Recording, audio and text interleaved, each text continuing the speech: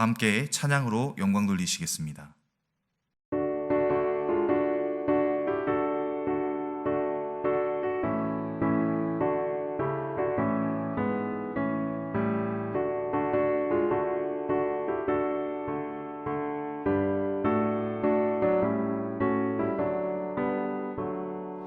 이 세상의 모든 죄를 밝히시는 주의 보혈, 성자 예수 그 귀한 피 찬송하고 찬송하세. 주님 앞을 멀리 떠나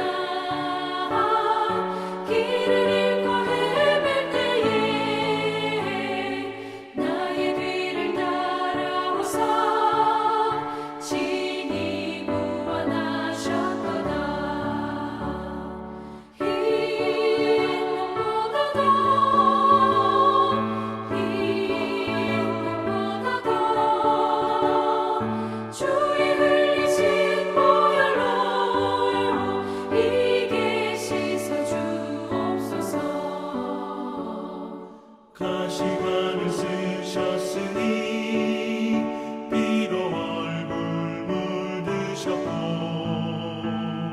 십자가의 모진 고통 나를 위해 당하셨네. 말로 형용할 수 없는 구세주의 구속하신 그 은혜와 그 신사랑 찬송하고 찬송하세. 흰 눈보다 더 주의 흘리신 보혈로 이게 씻어주옵소서.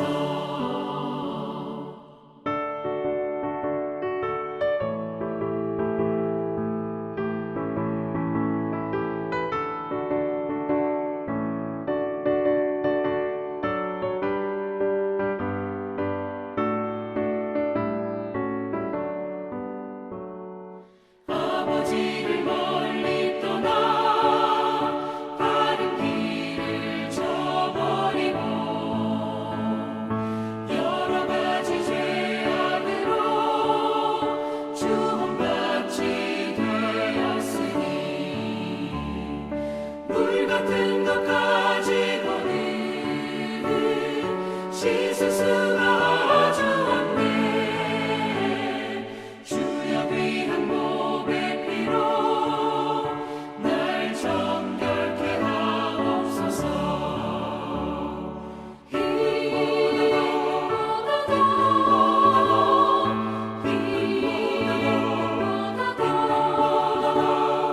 주의 흘리신 보혈로 이게 씻어주옵소서.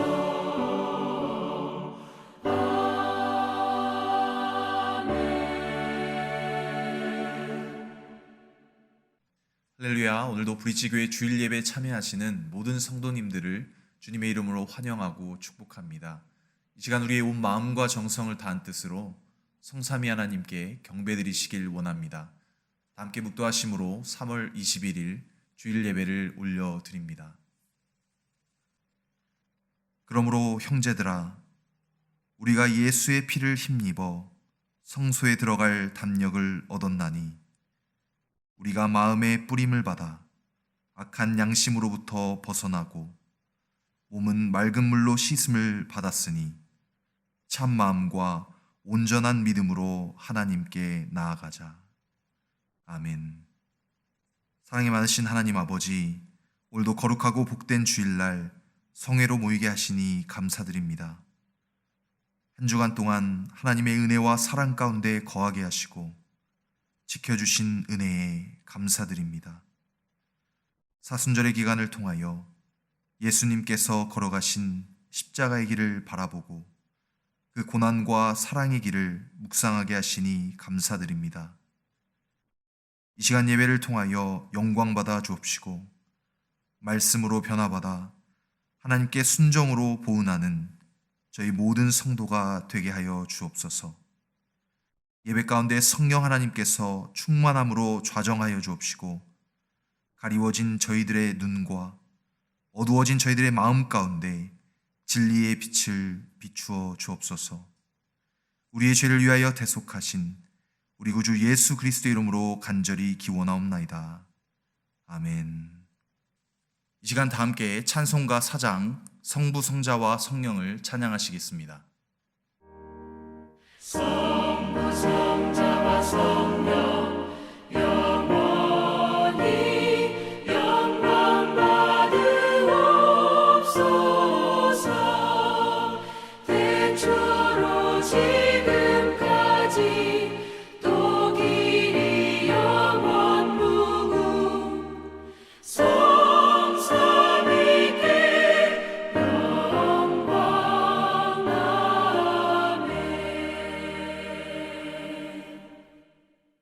이 시간은 지난 한 주간 동안 나의 삶을 되돌아보며 주님 앞에 부끄러웠던 모습들을 고백하는 참회의 시간을 갖겠습니다.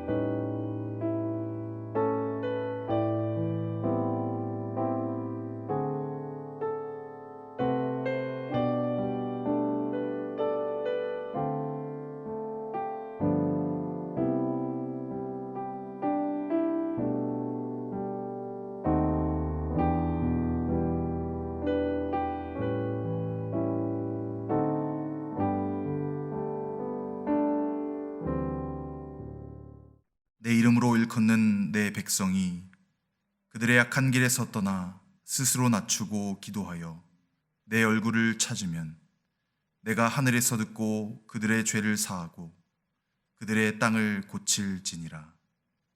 아멘. 주님이 가르쳐 주신 기도로 함께 기도하시겠습니다. 하늘에 계신 우리 아버지여, 이름이 거룩히 여김을 받으시오며 나라에 임하옵시며 뜻이 하늘에서 이룬 것 같이 땅에서도 이루어지이다. 오늘날 우리에게 일용할 양식을 주옵시고 우리가 우리에게 죄 지은 자를 사하여 준 것 같이 우리 죄를 사하여 주옵시고 우리를 시험에 들게 하지 마옵시고 다만 악에서 구하옵소서. 대개 나라와 권세와 영광이 아버지께 영원히 있사옵나이다. 아멘. 교동문 128문입니다. 나의 영혼이 잠잠히 하나님만 바라며 나의 구원이 그에게서 나는도다. 오직 그만이 나의 반석이시요 나의 구원이시요 나의 요새이시니 내가 크게 흔들리지 아니하리로다. 넘어지는 담과 흔들리는 울타리 같이 사람을 죽이려고 너희가 일제히 공격하기를 언제까지 하려느냐. 그들이 그를 그의 높은 자리에서 떨어뜨리기만 꾀하고 거짓을 즐겨하니 입으로는 축복이요 속으로는 저주로다. 나의 영혼아 잠잠히 하나님만 바라라. 물은 나의 소망이 그로부터 나오는도다. 오직 그만이 나의 반석이시요 나의 구원이시요 나의 요새이시니 내가 흔들리지 아니하리로다. 나의 구원과 영광이 하나님께 있으며 내 힘의 반석과 피난처도 하나님께 있도다. 백성들아 시시로 그를 의지하고 그의 앞에 마음을 토하라. 하나님은 우리의 피난처시로다. 아멘. 다 함께 찬송가 50장 1절을 찬양하심으로 준비한 예물을 봉헌하시겠습니다.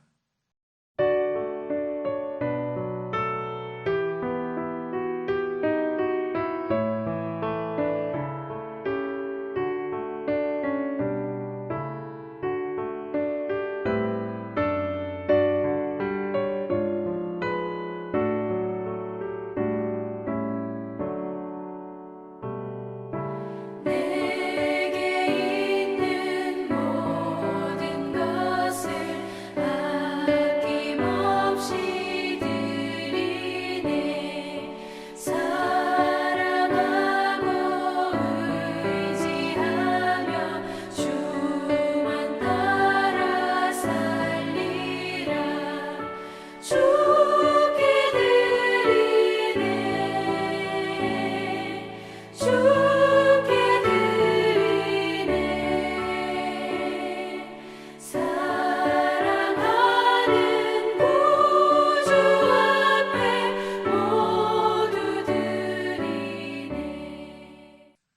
시간 예배를 위해서 김두봉 장로님 기도해 주시겠습니다.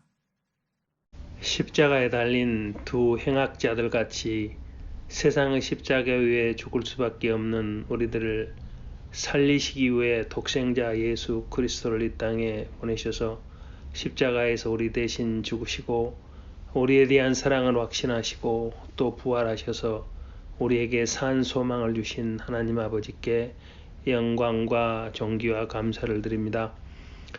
더욱 사순절을 통하여 순환의 길을 걸어가신 주님을 생각하며 우리들이 철저히 회개하며 절제하며 우리들을 살리시기 위해 우리들의 죄를 지고 십자가에 죽으시기 위해 십자가를 지고 골고다에 오르는 고통을 생각하심에 더욱 감사를 드립니다.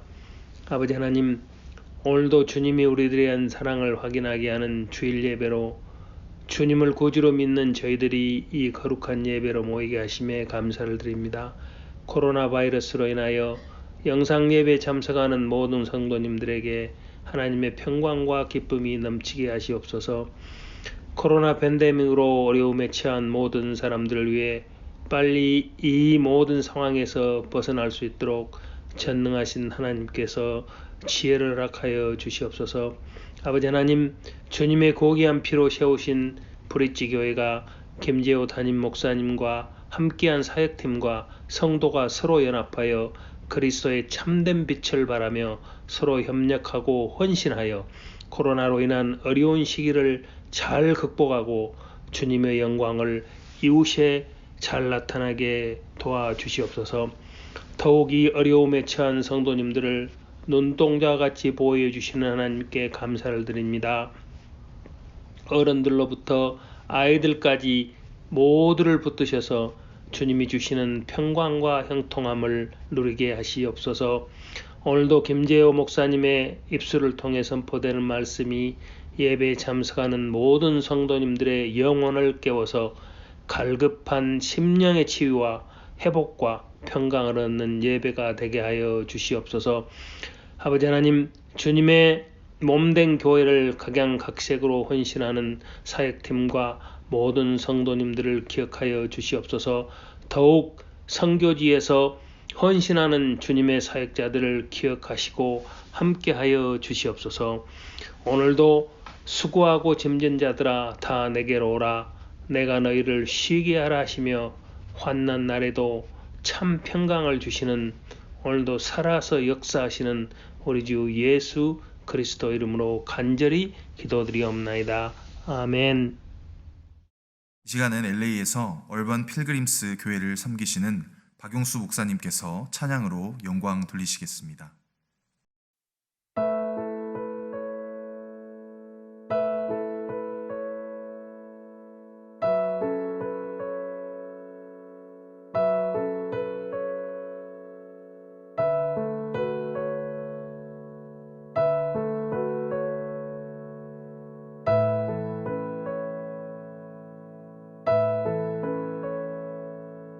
나의 주님 날 만지소서.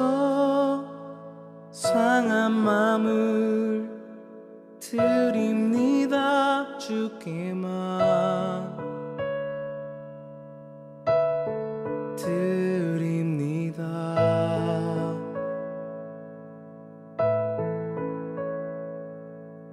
굳어버린 내 텅 빈 맘에 식어버린 빈자리에 주님만 원합니다.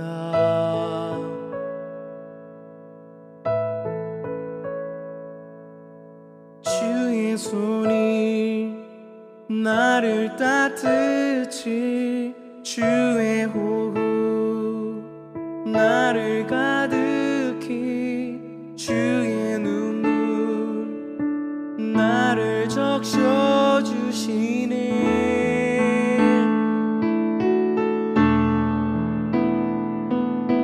절망의 고개 넘어 소망의 언덕으로 나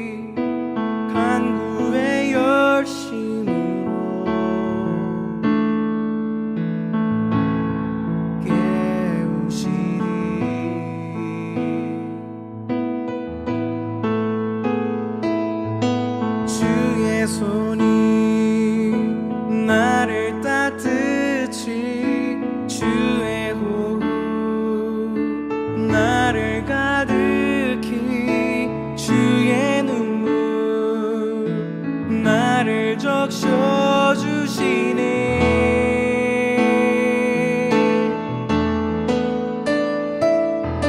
절망의 고개 넘어 소망의 언덕으로 날 이끌어 주시는 사랑의 끈으로만 날 붙들어 주소서.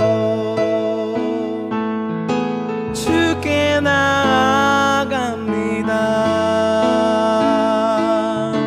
유일한 나의 소망 갈보리 언덕으로 경배합니다. 경배합니다. 나의 왕 예수 경배합니다. 경배합니다. 나의 왕 예수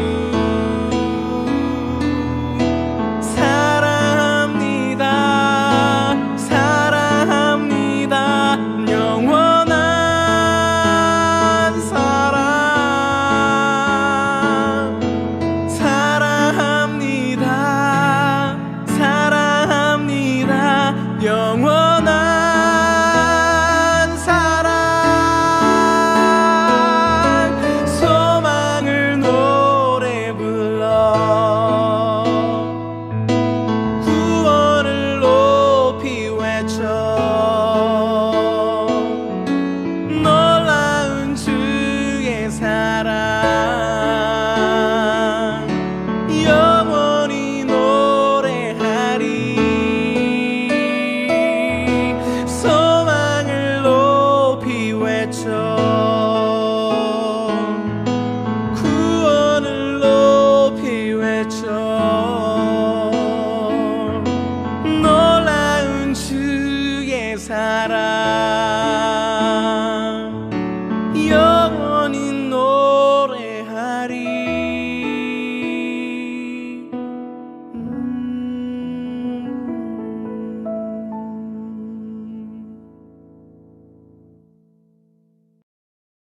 다음은 교회 광고입니다. 4월 4일 주일은 부활주일 예배로 지킵니다. 부활주일을 시작으로 대면 예배를 시작하게 되는데요. 대면 예배에 참여하시는 성도님들께서는 방역 수칙을 잘 지켜주시길 부탁드립니다. 또한 대면 예배에 참여가 어려우신 성도님들께서는 비대면 온라인 예배에 참여해 주시기를 부탁드립니다. 예배 후에는 가정에서 드리는 성찬식 순서지와 성찬 키트를 받아가셔서 가정에서 우리 주님의 부활의 은혜에 감사하는 마음으로 성찬에 참여하시길 부탁드립니다. 3월 29일 월요일부터 4월 2일 금요일까지 매일 오후 8시에 고난주간 저녁 기도회로 모입니다. 고난주간은 예수 그리스도의 고난과 십자가 사랑을 묵상하는 한 주간입니다. 고난주간 저녁 기도회는 대면 기도회로서 1층 본당에서 오후 8시에 모일 예정입니다. 많은 참석 부탁드립니다. 다음 주일은 종려주일로 지킵니다. 종려주일은 예수님께서 십자가 대속을 위해 예루살렘에 입성하신 날을 기념하는 절기입니다. 오늘 우리에게 주신 하나님의 말씀은 시편 51편 10절에서 19절의 말씀입니다. 제가 한 절 읽고 여러분이 한 절씩 교독하시겠습니다. 하나님이여 내 속에 정한 마음을 창조하시고 내 안에 정직한 영을 새롭게 하소서. 나를 주 앞에서 쫓아내지 마시며 주의 성령을 내게서 거두지 마소서. 주의 구원의 즐거움을 내게 회복시켜 주시고 자원하는 심령을 주사 나를 붙드소서. 그리하면 내가 범죄자에게 주의 도를 가르치리니 죄인들이 주께 돌아오리이다. 하나님이여 나의 구원의 하나님이여 피 흘린 죄에서 나를 건지소서. 내 혀가 주의 의를 높이 노래하리이다. 주여 내 입술을 열어주소서. 내 입이 주를 찬송하여 전파하리이다. 주께서는 제사를 기뻐하지 아니하시나니 그렇지 아니하면 내가 드렸을 것이라. 주는 번제를 기뻐하지 아니하시나이다. 하나님께서 구하시는 제사는 상한 심령이라. 하나님이여 상하고 통회하는 마음을 주께서 멸시하지 아니하시리이다. 주의 은택으로 시온에 선을 행하시고 예루살렘 성을 쌓으소서. 그때 주께서 의로운 제사와 번제와 온전한 번제를 기뻐하시리니 그때 그들이 수소를 주의 제단에 드리리이다. 아멘. 이 시간 목사님 나오셔서 상한 심령을 붙드시는 자라는 제목으로 말씀 증거해 주시겠습니다. 할렐루야. 오마이뉴스의 오연호 기자가 쓴 한국이 미국에게 당할 수밖에 없는 이유라는 책이 있습니다. 그가 원래 쓰려고 했던 책의 목적은 그동안 미국이 한국에게 잘못한 것들을 취재해서 미국의 잘못을 지적하기 위함이었습니다. 그렇게 미국이란 나라에 대해서 좀 더 구체적으로 자세히 알기 위해서 오연호 기자는 자신이 하던 일을 멈추고 미국 유학을 떠나게 됩니다. 그런데 미국에 와 있는 동안 자신이 미처 발견하지 못했던 미국이란 사회가 가진 중요한 가치와 의미에 대해서 다시금 깨닫는 계기가 있었는데요. 그동안 사회주의 노선과 공산주의를 표방했던 여러 국가들 중에서 중국을 제외하고는 대부분 해체되었거나 망했는데 자유민주주의에 기반한 미국은 계속해서 성장하고 호황을 누리게 된 진짜 이유가 무엇인지 직접 자신의 눈으로 미국 현지에서 발로 뛰며 연구한 결과로 나오게 된 책이 바로 이 책입니다. 이민자들이 모인 미국이 그동안 망하지 않고 계속 성장할 수 있었던 이유에 대해서 책을 쓴 저자가 내린 결론은 미국의 사회와 문화 저변에 깔려있는 발런티어 정신 때문이라고 그는 말하고 있습니다. 발런티어는 말 그대로 자원봉사자를 의미하는 것이죠. 요즘엔 좀 다르지만 일반적인 미국인들은 일주일에 단 몇 시간 또는 1년에 며칠이라도 자신보다 더 어려운 이웃들과 가난한 사람들을 위해서 자원봉사하는 것을 너무나 당연한 문화로 여기고 있다는 사실이죠. 이것을 안 하면 사람 구실을 못한다고 생각하기 때문에 그들이 사는 곳마다 온갖 종류의 봉사활동 게시판들이 있고요. 또한 시간이 있는 사람들은 스스로 자신이 봉사할 곳을 찾아다니기도 합니다. 언제든지 본인이 원하기만 한다면 어디서나 누구를 위해서도 기꺼이 봉사할 수 있는 그런 나라가 바로 미국이죠.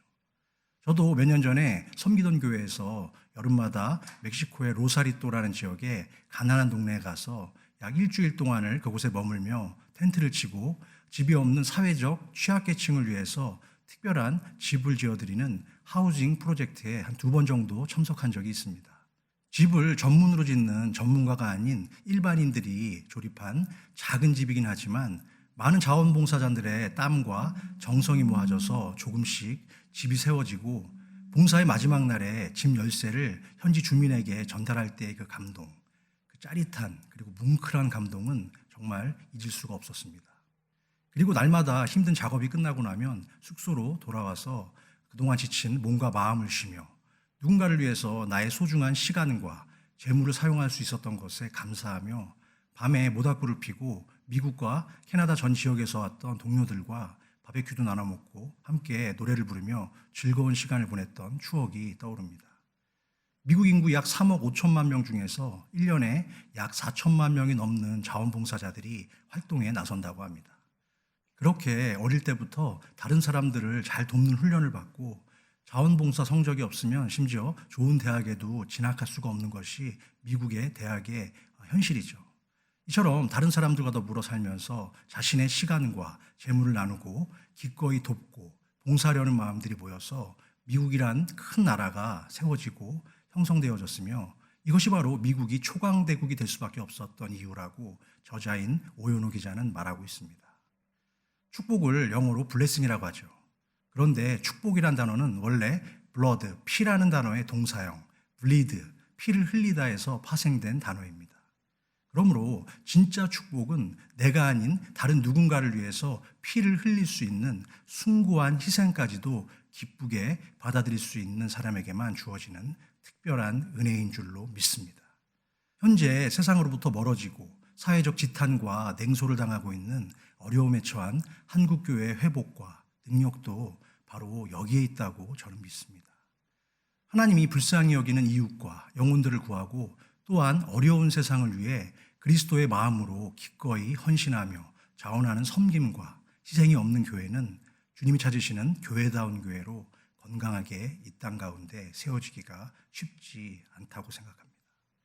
하나님이 이 땅에 교회를 세우신 목적을 간단하게 딱 3가지로 정리한다면 구제와 선교 그리고 전도입니다.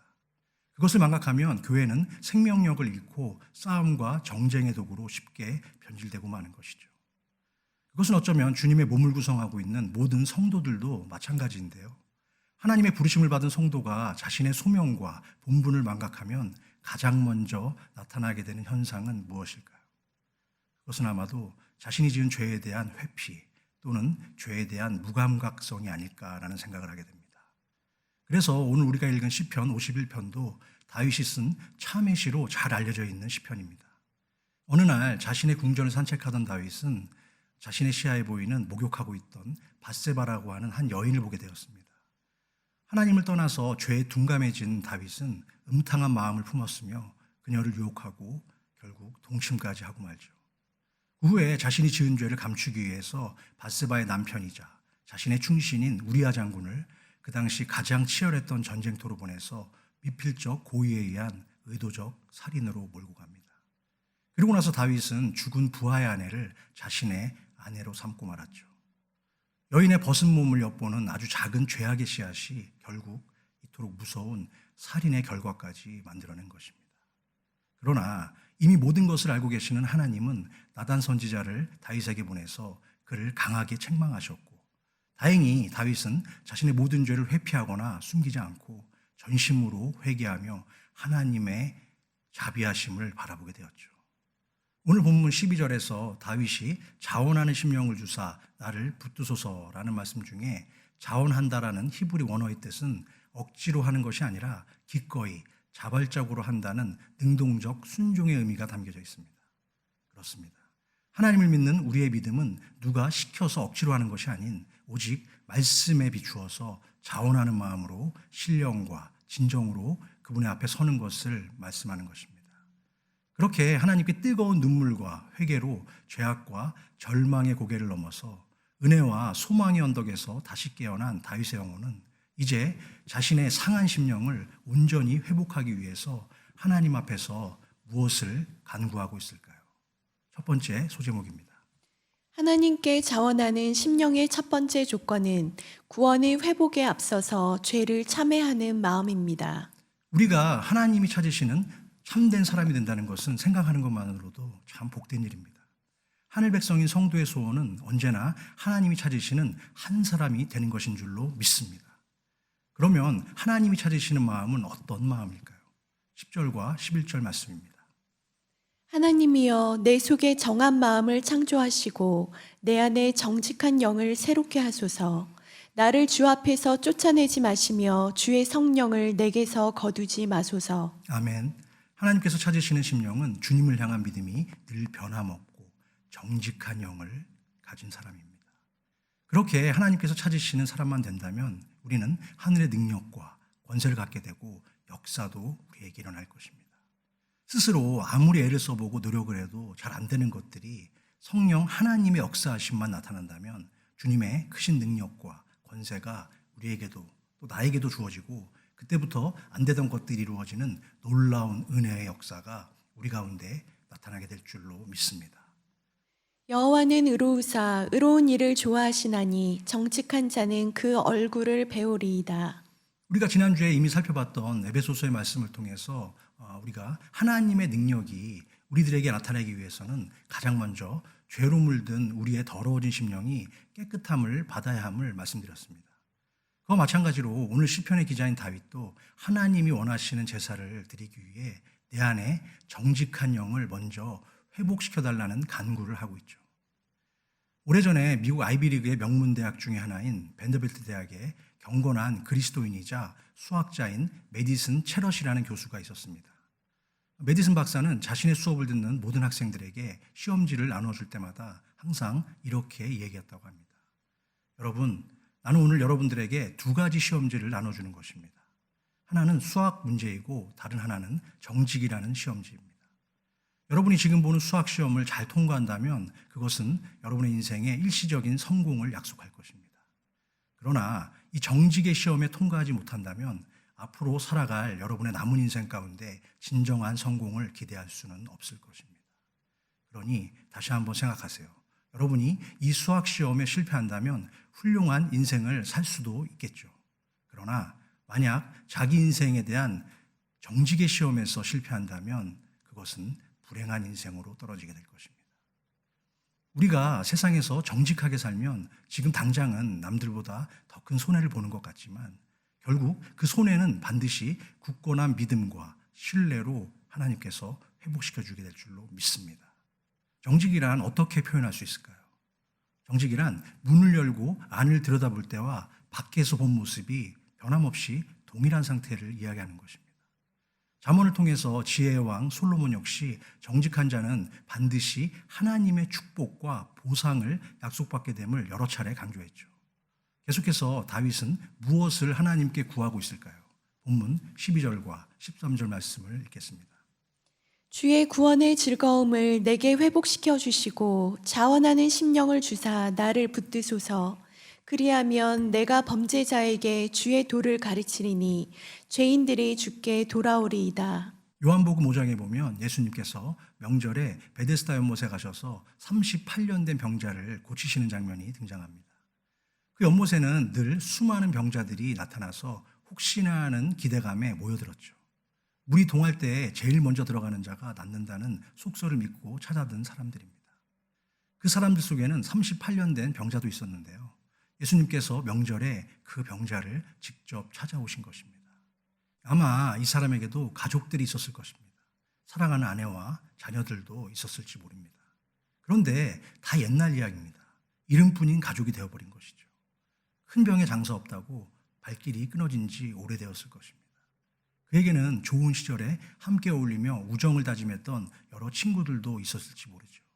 아무도 자신을 찾아주지 않는 38년 된 병자, 상할 대로 상한 심령을 갖고 있는 그 사람을 주님께서 만나주시고 찾아오신 것입니다. 사랑하는 성도 여러분, 주님은 오늘 시간에도 마음이 상한 자를 찾고 계신 줄로 믿습니다. 주님께서 그 사람에게 이렇게 물어보시죠. 내가 낫고자 하느냐? 만약 여러분이라면 이 물음에 뭐라고 대답하시겠습니까? 예, 낫고자 합니다. 그래서 38년 동안을 여기서 주님만을 기다리고 있었습니다. 이렇게 대답해야겠죠. 그런데 이 38년 된 병자는 어떤 대답을 했습니까? 주여, 물이 움직일 때 저를 강물에 넣어줄 사람이 한 사람도 그동안 없었습니다. 오랜 절망과 패배의식 속에 살아온 그에게 낫고자 하는 간절한 마음이 모두 사라지고 말았습니다. 자신의 현실에 대한 막연한 한숨과 원망만이 그에게 남아있던 것이죠. 물론 그의 심정도 충분히 이해는 됩니다. 그렇게 오랫동안 기다렸지만 아무런 일도 일어나지 않았는데 더 이상 무슨 소망을 그가 바라겠습니까? 이렇게 원망밖에 남지 않던 오래된 병자를 만나기 위해서 주님은 친히 그를 찾아와 주셨습니다. 그리고 내가 낫고자 하느냐라고 물으십니다. 주님께서 물으시는 것은 그의 대답을 듣기 위해서가 아니죠. 원망으로 가득 찬 그의 마음에 새로운 소망과 구원의 불씨를 지피기 위해서입니다. 지금도 찾아보면 38년 된 병자처럼 원망과 불평밖에 남지 않은 많은 절망적인 마음으로 살아가는 사람들이 우리 주위에는 너무나 많이 있습니다. 지금 이 예배를 드리고 계시는 분들 중에도 이런 갈급한 심령을 가지신 분들이 분명히 있을 줄로 압니다.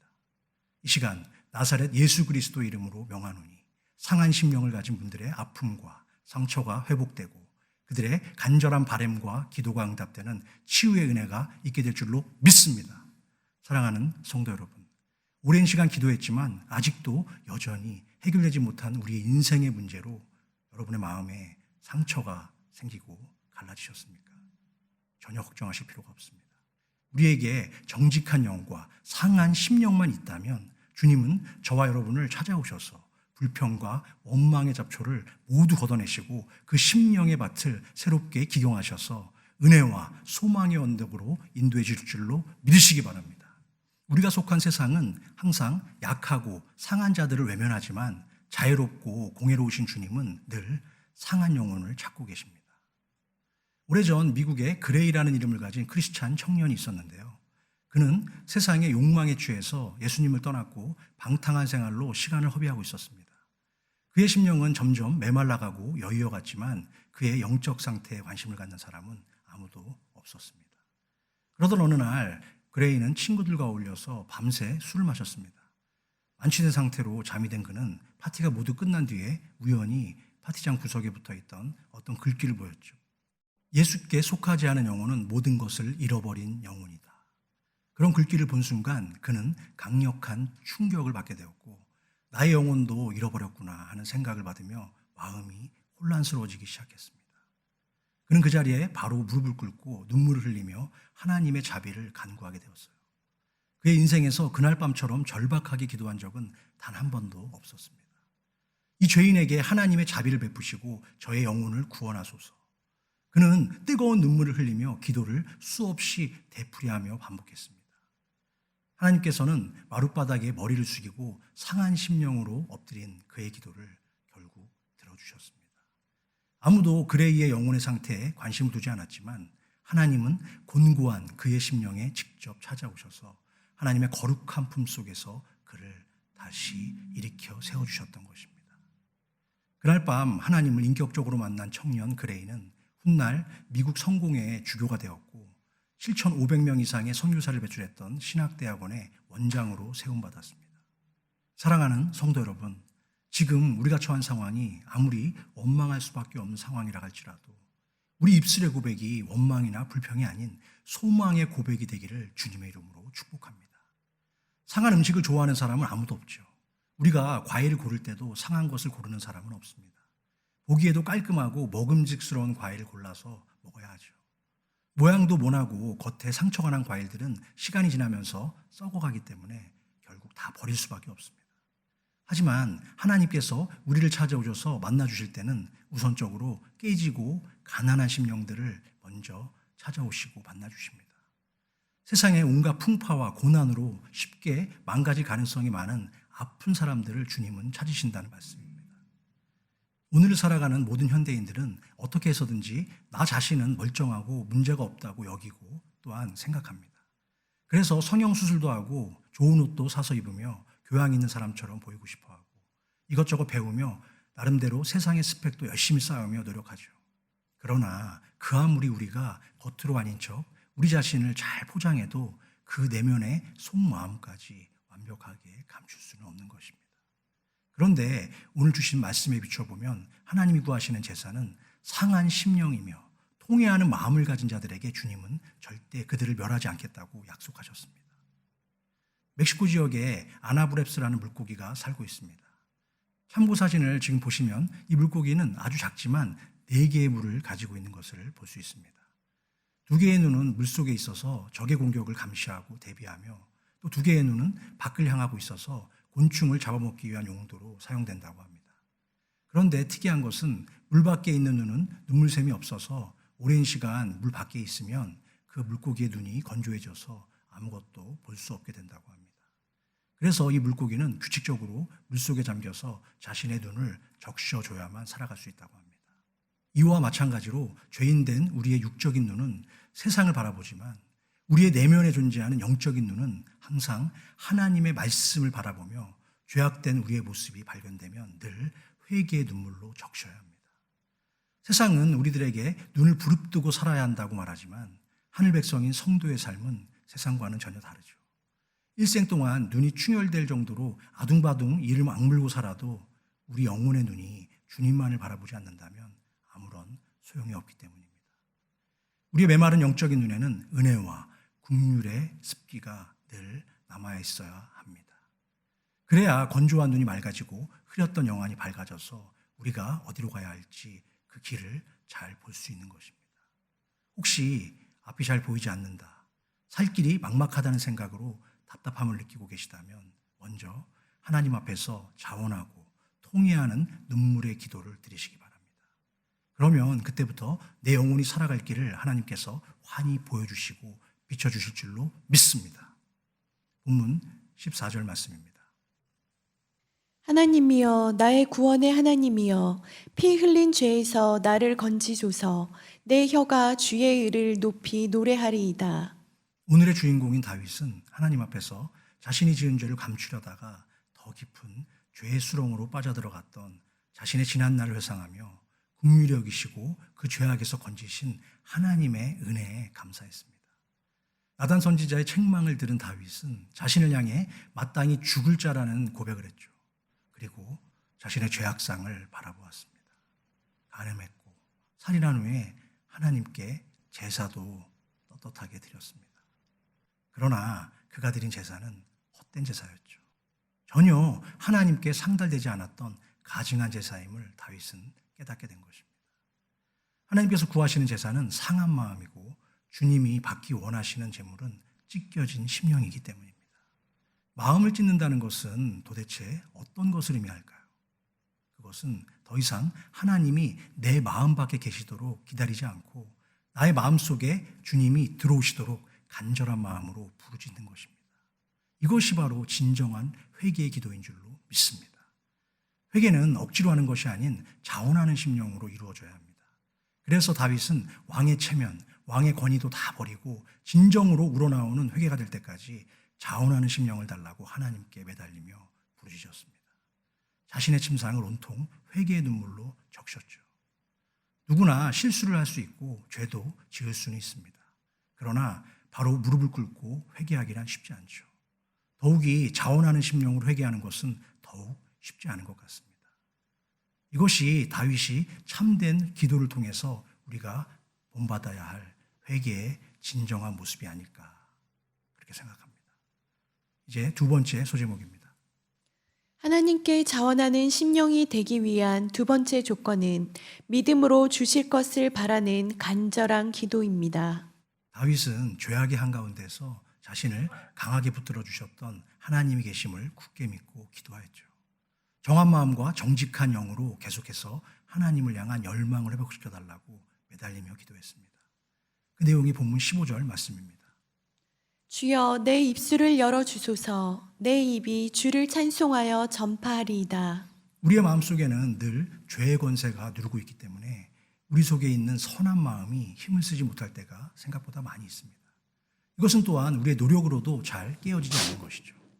그러나 하나님께 기도하면 그것을 다 깨트릴 수 있습니다. 기도할 때 우리에게 놀라운 능력이 일어나기 때문입니다. 그렇게 힘쓰고 애를 쓰고 노력해도 불가능했던 정한 마음도 마음을 다해 기도하면 하나님께서 정한 마음으로 바꿔주십니다. 사랑하는 성도 여러분, 성도의 무기는 오직 기도밖에 없는 줄로 믿습니다. 다윗은 모든 권력을 다 가진 왕이었지만 자신의 힘과 능력이 아닌 오직 기도할 때 붙들어 주시는 하나님의 은혜와 그 긍휼을, 그 자비를 믿었던 것입니다. 주여 내 입술을 열어주소서. 내 입이 주를 찬송하여 전파하리이다 라고 기도한 다윗의 상한 심령에 결국 하늘의 놀라운 은혜와 자비가 임한 것입니다. 우리의 입술을 열어 기도할 때 우리를 살리시며 회복해 하시는 하나님의 은혜가 성도 여러분들의 남은 인생과 가정 속에 영원히 함께 하시기를 주님의 이름으로 간절히 축복합니다. 참고 구절 예레미야 29장 12절 말씀입니다. 너희가 내게 부르짖으며 내게 와서 기도하면 내가 너희들의 기도를 들을 것이요. 오래전 미국의 시카고에서 황소가 전시주를 들이받는 돌발 사건이 발생했습니다.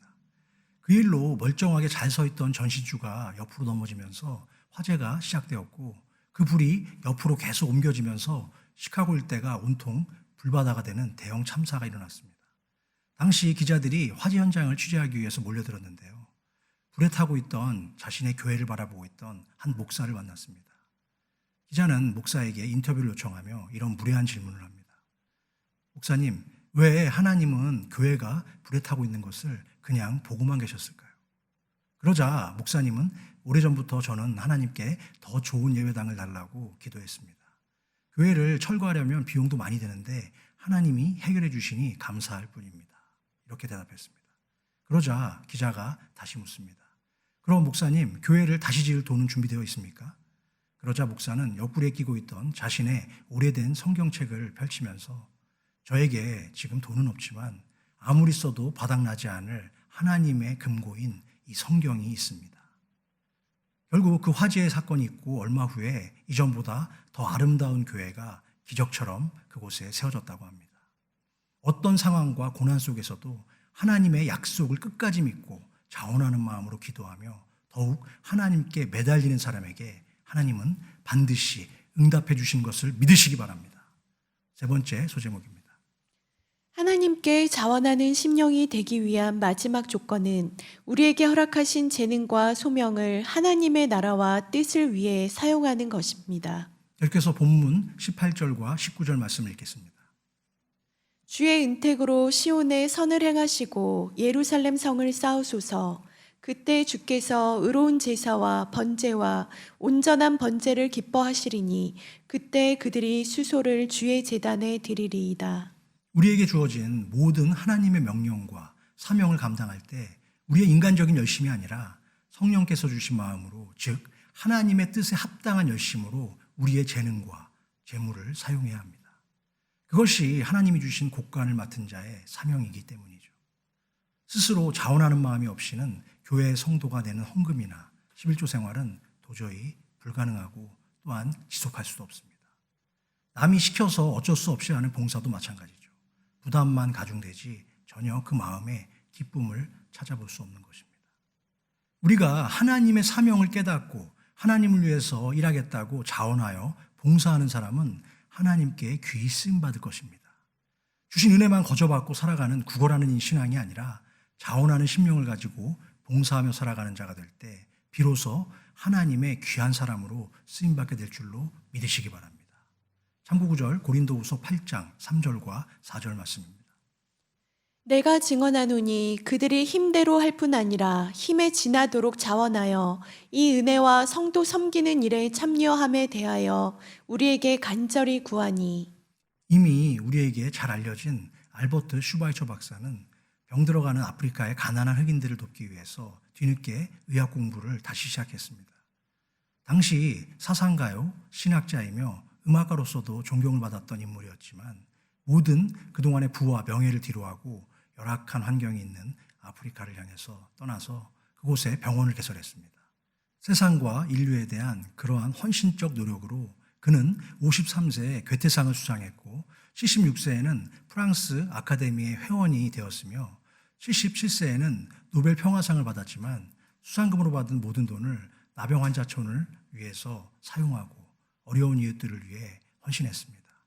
그렇게 90년 동안 자신에게 주어진 이 땅에서의 모든 소명을 마친 슈바이처 박사는 모든 세계인들의 찬사와 존경을 받으며 하나님의 품으로 떠났습니다. 생전에 슈바이처 박사의 동료 교수가 그에게 이런 질문을 했습니다. 아니, 자네는 그냥 가만히만 있어도 생활이 보장되고 평안한 삶을 살 수 있는데 왜 굳이 아프리카까지 찾아가서 그렇게 고생을 하려고 하는가? 그러자 슈바이처 박사가 갑자기 자신의 손을 번쩍 들면서 이렇게 물었습니다. 이게 뭔지 아는가? 아니, 뭐긴 뭐야, 자네 손이지. 그러자 그는 이 손은 내 손이 아니라 하나님의 손이라네. 나는 하나님의 부르심을 받아서 하나님의 손으로 지금 살아가고 있다네. 자네가 지금 나를 걱정하고 동정하는 것은 고맙지만 현재 나는 내 삶에 만족하고 있다네. 나는 자원하는 마음으로 하나님의 일을 대신하고 있는 거야 라는 말을 했습니다. 섬김과 봉사는 타의에 의해 억지로 이루어지는 것이 아니라 반드시 자원하는 마음으로 이루어져야 할 줄로 믿습니다. 인도에 있는 가난한 사람들에게 사랑을 베풀며 빈자의 성녀로 불렸던 마더 테레사 수녀는 매일 아침마다 잠자리에서 일어나면 가장 먼저 하는 일이 있었는데요. 그것은 자신의 베개 위에다 손 십자가를 내려놓으며 예수님께 이렇게 고백하는 것입니다. 주님은 좀 쉬십시오. 이제부터는 제가 주님을 위해서 일하는 시간입니다. 오늘 말씀을 듣고 계신 여러분들 중에서 혹시 아직도 인생의 무거운 짐을 예수님께 모두 맡기지 않고 자신이 지려고 하는 분이 계십니까? 주님이 지신 보혈의 십자가는 나와 아무런 상관도 없다고 생각하는 분도 계십니까? 십자가를 기념하는 사람보다 십자가를 의지하는 사람들이 있는 교회가 하나님이 찾으시고 기뻐하시는 상한 심령을 가진 은혜의 교회인 줄로 믿습니다. 부디 고난의 십자가를 외면하거나 거부하지 마시기 바랍니다. 상한 심령으로 자원하여 날마다 주님의 십자가를 의지하는 성숙한 그리스도인들이 되시기를 부탁드립니다. 성도 여러분, 우리를 향한 주님의 십자가 고난을 기억하는 사순절 5번째 주일을 맞이하여 우리 믿음의 성도들이 잊지 말고 꼭 기억해야 할 오늘 주신 하나님의 말씀의 교훈은 무엇일까요? 그것은 오늘의 주인공 다윗처럼 상한 심령, 자원하는 심령이 우리에게 필요한 것입니다. 자원하는 심령은 억지로 해서는 절대 안 됩니다. 말씀을 묵상하는 일도, 골방에서 기도하는 일도, 찬송하는 일도, 감사하는 일도, 충성하는 일도, 교회와 성도를 섬기는 일까지 우리의 모든 일상은 전부 하나님께 감사하고 자원하는 심령으로 감당해야 할 줄로 믿으시기 바랍니다.